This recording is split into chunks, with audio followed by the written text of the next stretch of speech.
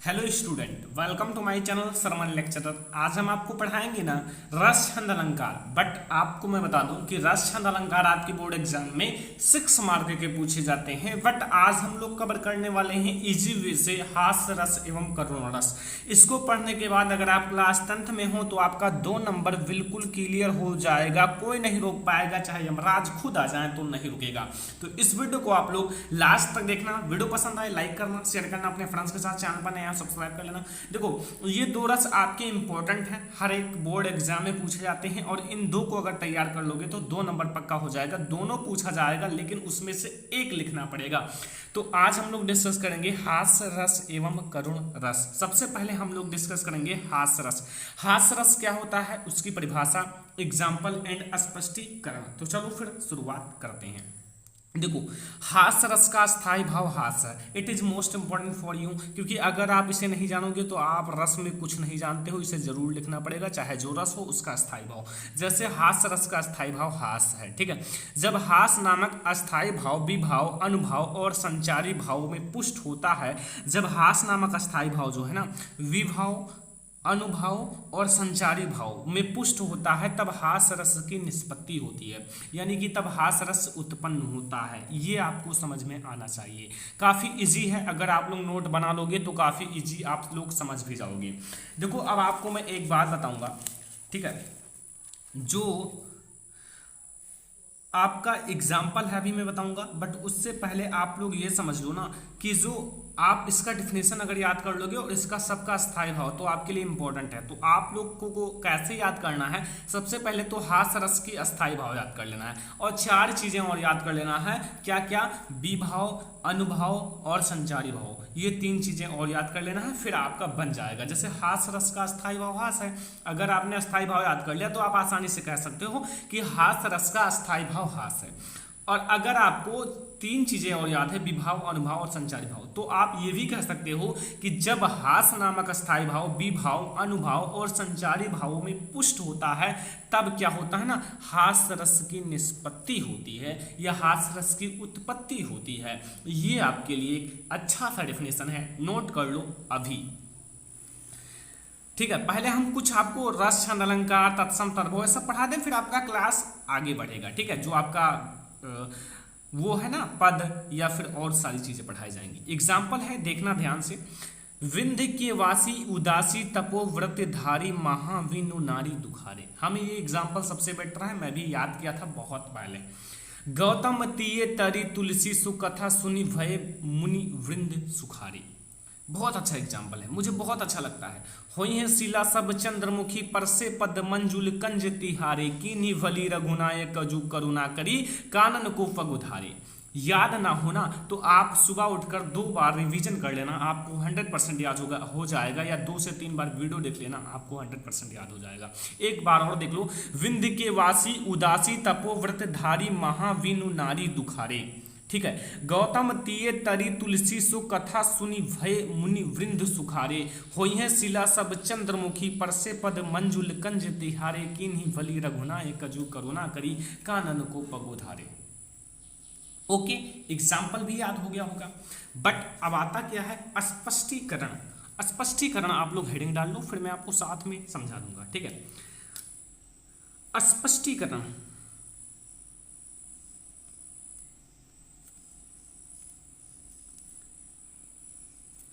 स्पष्टीकरण में कुछ नहीं है, अगर आप ध्यान से पढ़ो तो, ठीक है। स्पष्टीकरण में क्या करना है ना कि आपको बताना है विभाव इसमें क्या है। पहले तो आप अस्थाई भाव, स्पष्टीकरण में सबसे पहले आप समझ लो अस्थाई भाव।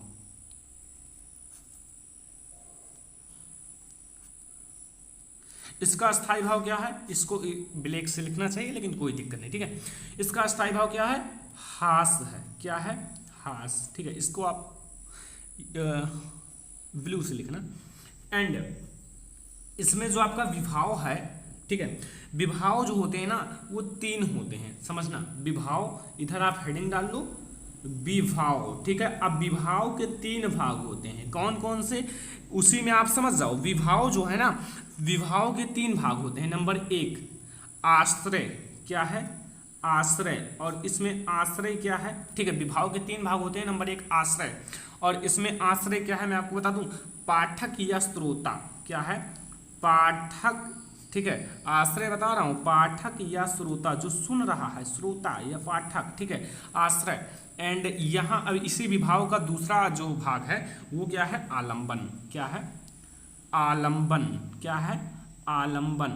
ओके, तो इसमें आलंबन क्या है?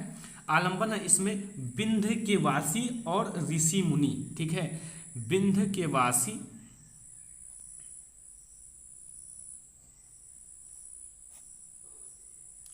विंध्य के वासी। ओके, एंड विंध्य के वासी के बाद ऋषि, ऋषि मुनि। ठीक है, ऋषि मुनि। समझ में आया? दो भाग हो गए। एक और है, एक है आपका काफी बड़ा है और मैं आपको बता दूं, उसको भी याद कर लेना। अगर जितना बता रहा हूं उतना लिख दोगे तो आपका 2 नंबर कहीं नहीं जाएगा। ठीक है, उद्दीपन समझ लो। उद्दीपन थोड़ा बड़ा है, उद्दीपन को ध्यान से देखिएगा। ठीक है, प्रभु राम के स्पर्श से, प्रभु राम के स्पर्श से अहिल्या, समझना, अहिल्या उद्धार की कथा। ठीक है, एंड सुनना, यहां ध्यान से देख लो, एक बार याद करना है भाई। ठीक है, मन लगा के एक बार याद कर लो, फिर आपका कोई दिक्कत नहीं होगा। सुनना व राम के वन, वन आगमन, आगमन का सुनना। ठीक है, ये हो गया उद्दीपन। ओके, ये इतना ही आपको याद करना है विभाव के अंतर्गत। अब एक है अनुभाव। अनुभाव इसमें क्या है? ये स्पष्टीकरण है, इसे आप नहीं लिखोगे ना तो आपका हो सकता है 1 या आधा नंबर कट भी कर दिया जाए, तो याद रखना। इसको मैं हेडलाइन कर देता हूं। ओके, तो यहां अनुभाव क्या है? अनुभाव है हंसना,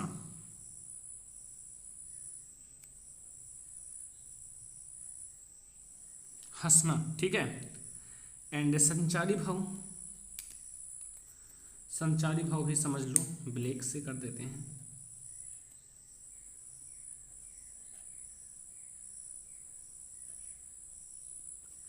संचारी भाव क्या है? संचारी भाव है स्मृति चपलता,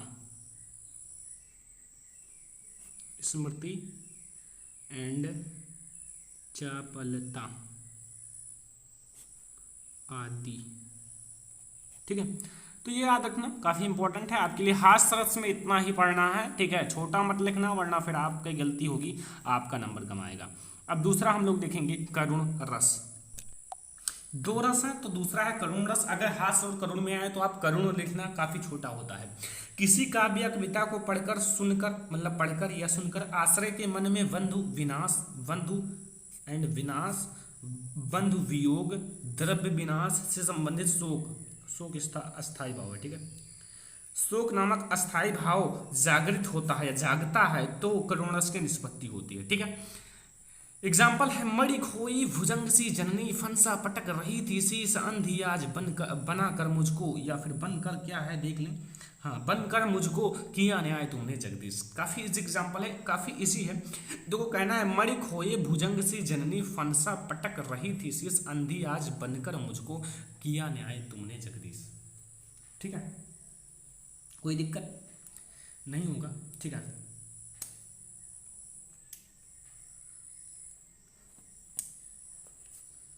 सबसे पहले समझ लो, स्पष्टीकरण इसमें समझा देते हैं।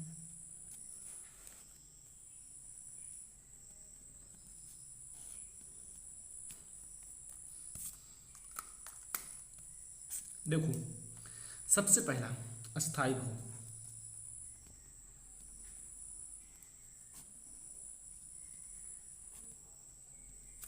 अस्थाई भाव क्या है? सभी लोगों को पता है। ठीक है, क्या है? क्या है अस्थाई भाव? शोक। क्या है? शोक। सेकंड क्या है, केवल इसमें विभाव लिखो, ठीक है, इनके 3 भाग लिखो या ना लिखो कोई दिक्कत नहीं है, ठीक है, उसमें भी लिखो या ना लिखो। विभाव है इसमें पाठक या श्रोता, 4 चीजें स्पष्टीकरण में लिखना होता है, विभाव, अनुभव, संचारी भाव, अस्थायी भाव, ये 4 चीजें, ठीक है।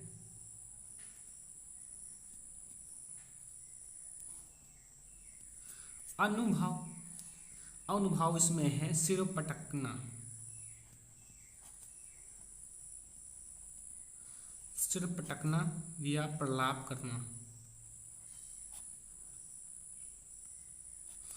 ओके। एंड 4 है संचारी भाव,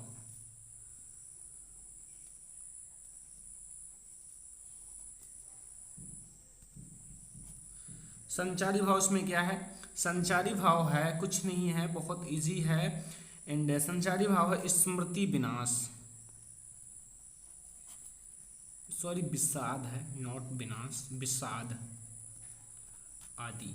तो ये हैं आपके करुण रस, दोनों रस हो गए, कोई दिक्कत तो नहीं है। अलंकार आपको अगले वीडियो में, छंद आपको अगले वीडियो में मिलेगा। इसमें केवल हम लोग देखने क्या वाले थे, केवल रस। वीडियो पसंद आया हो लाइक कर दो, शेयर कर दो अपने फ्रेंड्स के साथ, चैनल पर नया हो सब्सक्राइब कर लो। ऐसे ही वीडियो मैं आपको हर एक वीडियो दूंगा, बट आप लोग कमेंट करना जिसकी आपको ज़्यादा आवश्यकता है उसे कमेंट करना, क्योंकि मैं उसे जल्दी बना दूँ, क्योंकि अगर आपको ज़्यादा आवश्यकता है तो, ठीक है, ओके। आई होप कि पसंद भी आ गया होगा, क्योंकि मैंने काफ़ी अच्छे से समझाया। अगर नोट बनाए होंगे तो आपको हमेशा याद रहेगा, और आपको फिर अगला वीडियो जल्दी ही दिया जाएगा। Thanks for watching this video.